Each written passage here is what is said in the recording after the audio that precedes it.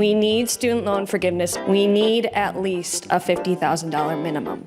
What will you do to make that happen? I will not make that happen. I'm prepared to write off the $10,000 debt. Forgiving student debt?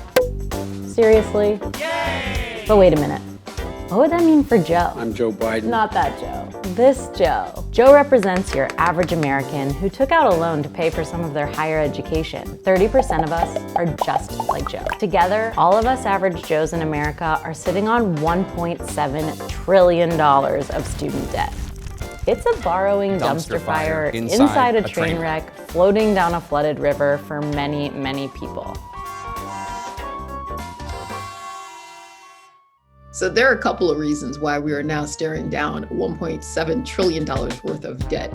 One of the largest ones, honestly, is that there are just more people going to college than a generation ago. This is Danielle Douglas Gabriel. She covers the economics of education for The Post. Yeah, student loan debt is its own beat. And around the Great Recession is when you start to see that huge influx of people attending school as the job market was just starting to contract. Now, as a result of state disinvestment and rising costs, you have this kind of perfect storm. And that storm brought new legislation. So prior to then, the federal government would pay private lenders a fee in order to ensure that they would lend to students. This old bank-based program became a bit expensive and it was riddled with all sorts of scandals. So around 2010, the Obama administration said, well, hey, I think we can do this a lot cheaper if we did it ourselves. Now, 90% of Joes have federal, not private, student loans. But not all Joes are equal. There's a major disparity in terms of who carries student debt and how that impacts your daily life.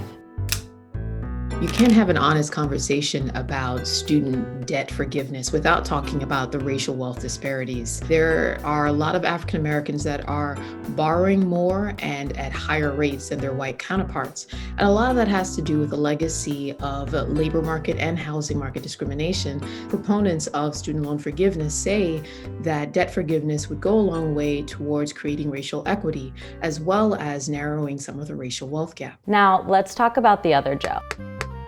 This Joe has the power to forgive everyone's student debt, say $10,000 of it. But many Democrats want him to be more aggressive, asking him to cancel $50,000 in debt per borrower through executive order. There's very little that the president could do with the flick of a pen that would boost our economy more than canceling $50,000 in student debt. Opponents of this particular strategy say, well, that would disproportionately benefit people who have advanced degrees. Excuse me, I'm here to see my father. My name is Rachel Green. And I'm Dr. Ross Geller. Ross, please, this is a hospital, okay? That actually means something here. Grad students can now borrow up to the cost of attendance. Now, that might mean anywhere from $50,000 to $60,000 to $80,000 a year. Undergraduates can only borrow no more than, say, $28,000 from the federal government. All right, Nick, don't panic.